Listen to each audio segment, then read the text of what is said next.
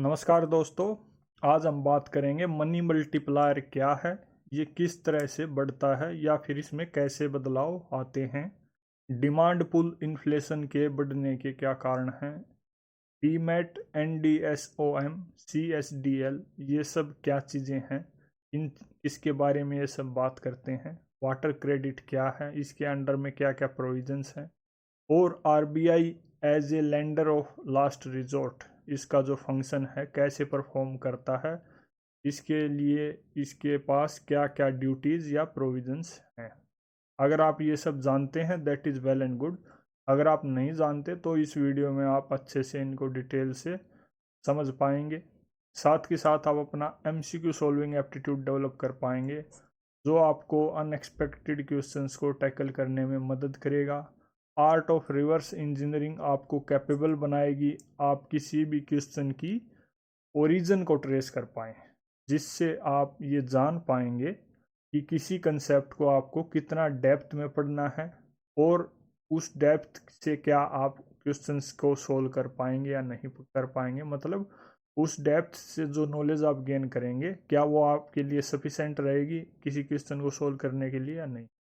Then हर keyword की basic knowledge आपको equip करेगी, एक बेस तैयार करेगी, जिससे आप फ्यूचर में यूपीएससी जो पीवाईक्यू से या फिर उसके ऑप्शंस से डायरेक्टली या इनडायरेक्टली क्वेश्चंस बनाती हैं उनको सोल्व करने में।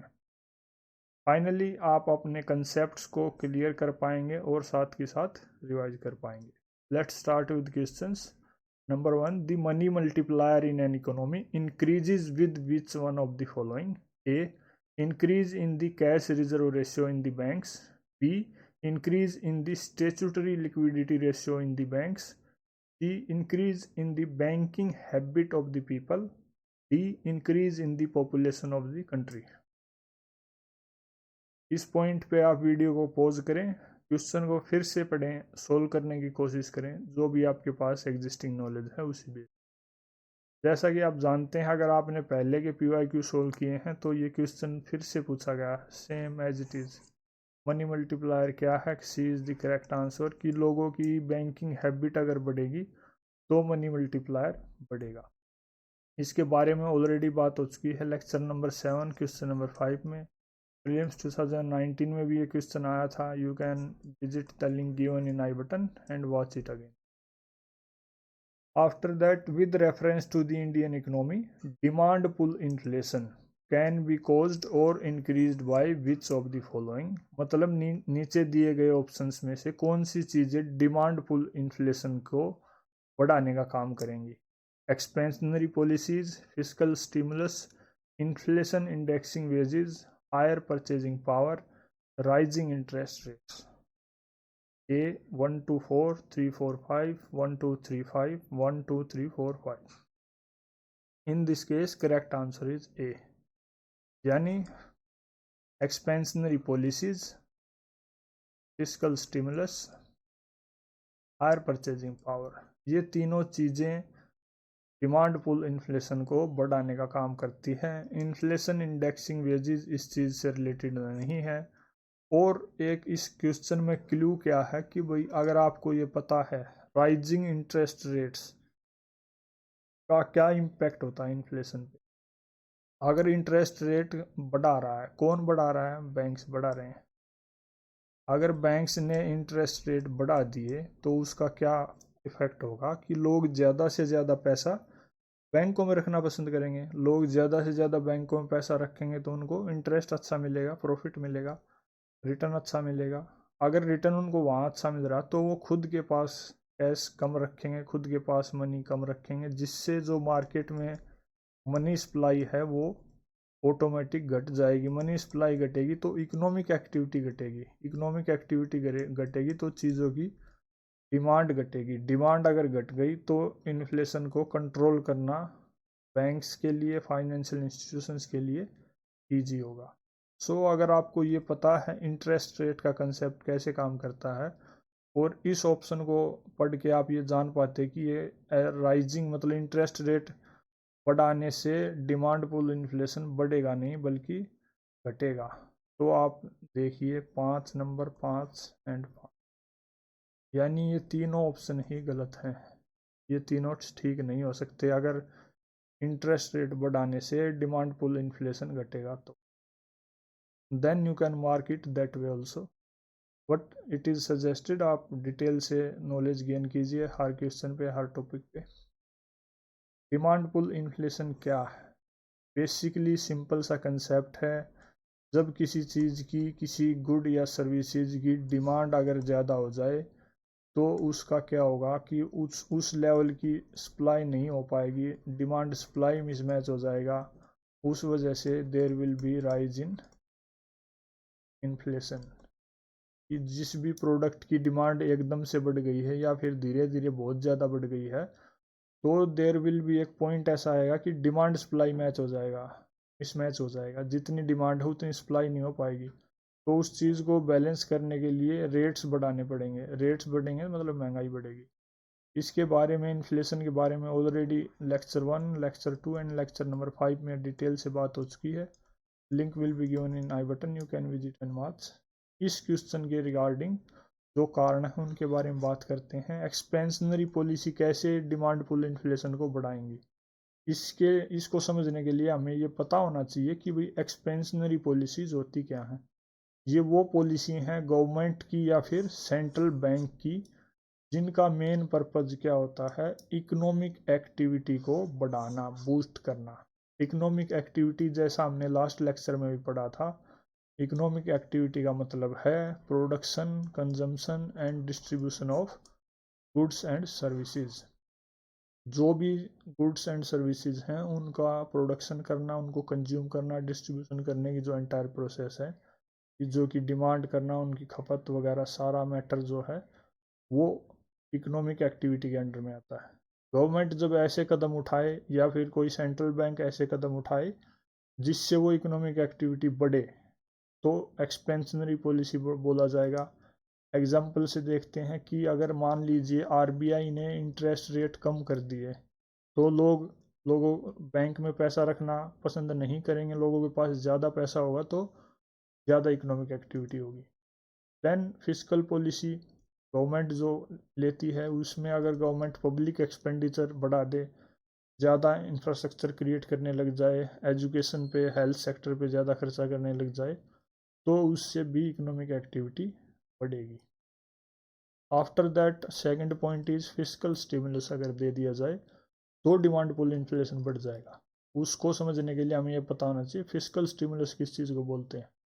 फिजिकल स्टिमुलस का मतलब है ऐसी सरकारी नीतियाँ जिनका भी मेन मकसद क्या है, इकोनॉमिक एक्टिविटी को बढ़ाना। जैसे सरकार ज़्यादा खर्चा करे हेल्थ पे, एजुकेशन पे, टैक्स में छूट देने लग जाए, टैक्स में छूट देगी तो लोगों को कम टैक्स भरना पड़ेगा, उनके पास ज़्यादा पैसा बचेगा, ज़्यादा पैसा बचेगा तो नेचुरल सी बात है इकोनॉमिक एक्टिविटी बढ़ेगी, उनकी परचेजिंग पावर बढ़ गई। सब्सिडी वगैरह ज़्यादा देने लग जाएं तो लोगों को काफ़ी चीज़ें कहीं सस्ती मिलेंगी तो फिर पैसा बचेगा। Next is higher purchasing power. Higher purchasing power से मतलब ये है कि भाई किसी भी इंसान की या किसी भी घर की गुड्स और सर्विसेज खरीद करने की जो एबिलिटी है वो ज़्यादा होना, जो भी उनके पास पैसा है, रिसोर्सेज हैं, उसके बेस पे।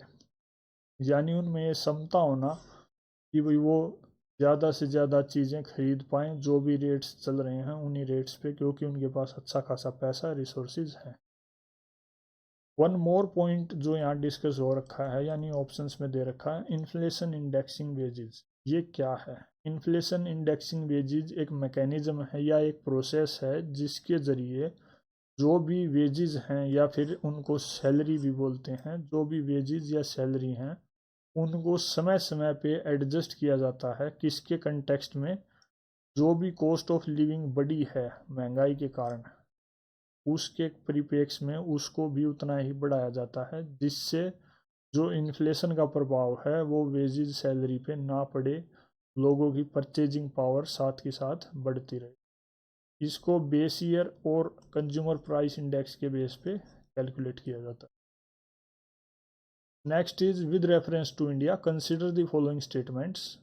Number 1, retail investors through demat account can invest in treasury bills and government of India debt bonds in primary market. Number 2, the negotiated dealing system order matching is a government securities trading platform of the Reserve Bank of India. Number 3, the Central Depository Services Limited is jointly promoted by the Reserve Bank of India and the Bombay Stock Exchange. Which of the statements given above is or are correct? 1 only, 1 and 2, 3 only, 2 and 3.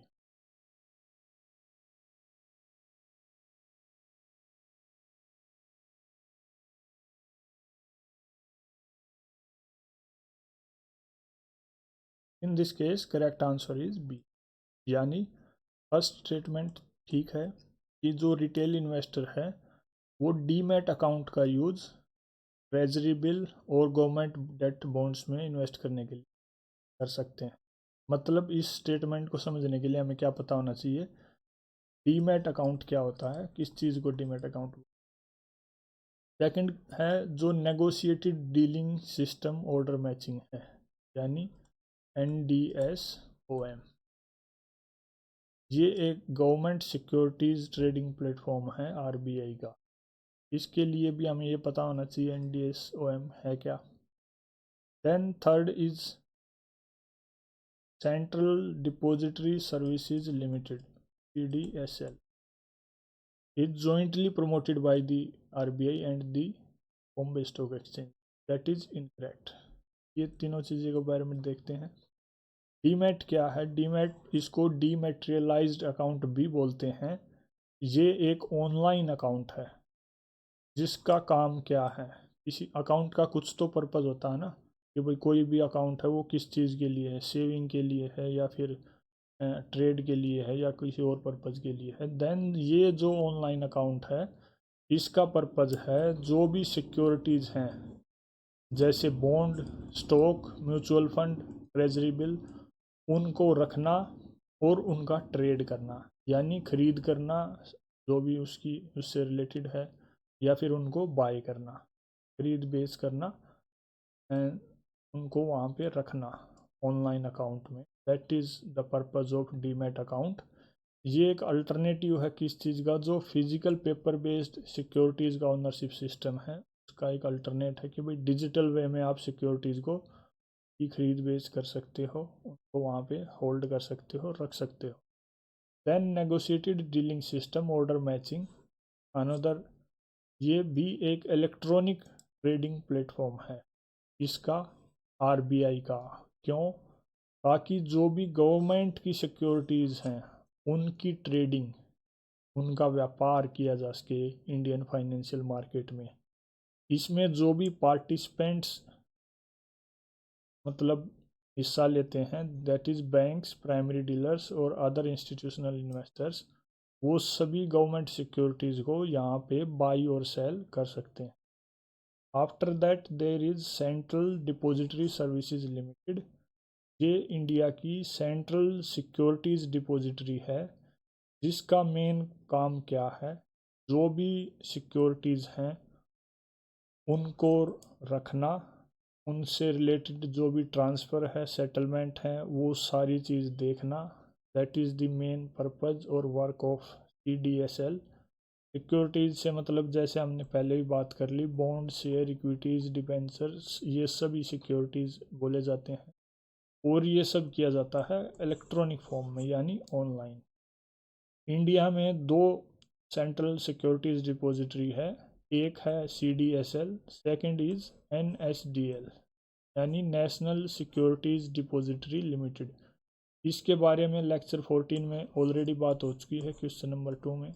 Link will be given in icon. Then ये दोनों ही regulate की जाती हैं सेबी के द्वारा, ना कि RBI या फिर बॉम्बे स्टॉक एक्सचेंज, जैसा कि क्वेश्चन की थर्ड स्टेटमेंट में दे रखा था। तो that is how it works. Next is with reference to water credit consider the following statements. Number 1, it puts microfinance tools to work in the water and sanitation sector. All right. Second, it is a global initiative launched under the aegis of the World Health Organization and the World Bank. That is all right. Third, it aims to enable the poor people to meet their water needs without depending on subsidies. Which of the statements given above are correct? 1 and 2 only, 2 and 3 only, 1 and 3 only, 1, 2 and 3.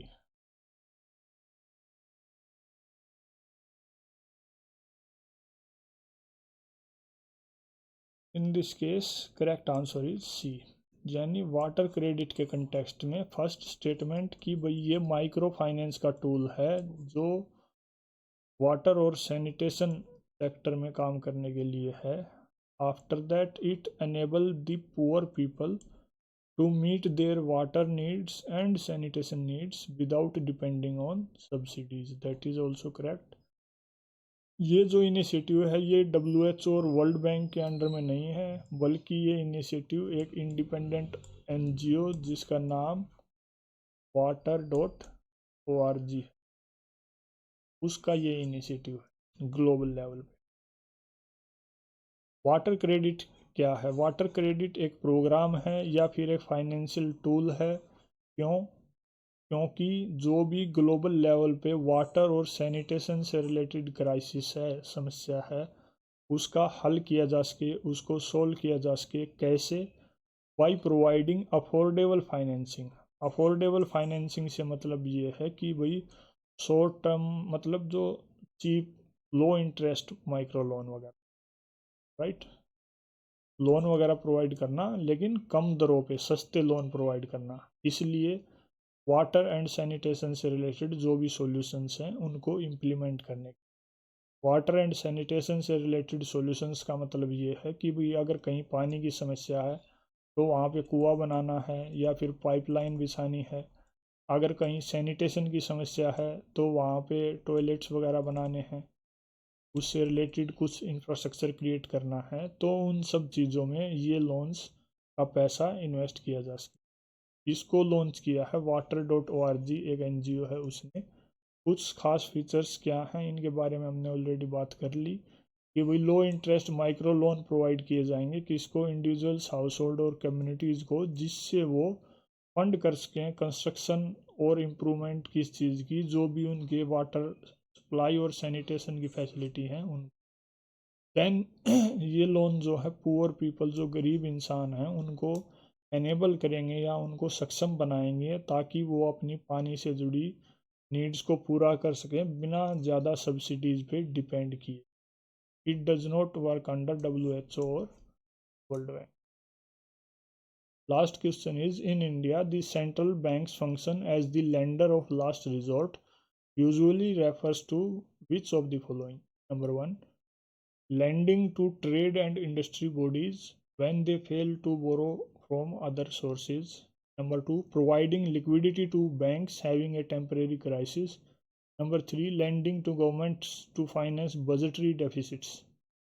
Select the correct answer using the code given below. 1 and 2, 2 only, 2 and 3, 3 only.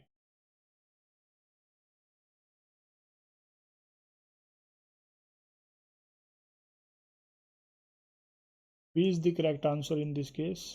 यानी जो central bank है, India के case में central bank RBI, उसका function lender of the last, मतलब lender of the last resort, अंतिम उधारदाता. मतलब सारे ऑप्शन ख़त्म हो गए हैं उसके बाद मतलब ये काम में आता है. तो इसका मतलब क्या है? इसका मतलब ये है कि भाई providing liquidity to banks having temporary crisis. इसका पर्पज़ जो है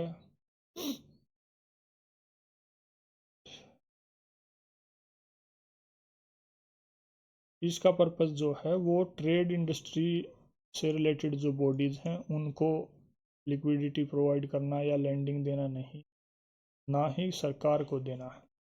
सिर्फ और सिर्फ बैंक्स को. मतलब अगर आपको ये पता है कि लेंडर ऑफ लास्ट रिजोर्ट मतलब एक टर्म और यूज़ होती है बैंकर्स बैंक, यानी बैंकों का बैंक. तो इसका मतलब सिर्फ यही है कि भाई ये फंक्शन, ये फैसिलिटी सिर्फ बैंक्स के लिए available. RBI as a lender of last resort या फिर बैंकर्स बैंक एक फंक्शन है जो आरबीआई को एनेबल करता है किस चीज़ के लिए, ताकि वो इमरजेंसी लिक्विडिटी सपोर्ट प्रोवाइड कर सके। किसको? फाइनेंशियल इंस्टीट्यूशंस को। क्यों? अगर वो शॉर्ट टर्म फाइनेंशियल स्ट्रेस या फिर लिक्विडिटी की शॉर्टेज फेस कर रहे हैं तो इसका मेन ऑब्जेक्टिव क्या है? स्टेबिलिटी को बनाए रखना फाइनेंशियल मार्केट में और फाइनेंशियल सिस्टम में।